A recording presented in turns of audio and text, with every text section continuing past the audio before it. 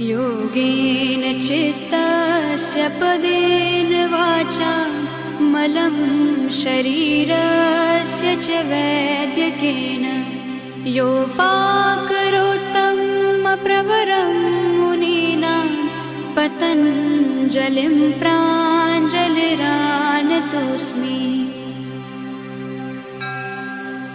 योगेन चित्तस्य पदेन वाचा मलं शरीरस्य च वैद्यकेन योपाकरोत्तमप्रवरं मुनीनां पतञ्जलिं प्राञ्जलिरानतोऽस्मि। योगेन चित्तस्य पदेन वाचा मलं शरीरस्य च वैद्यकेन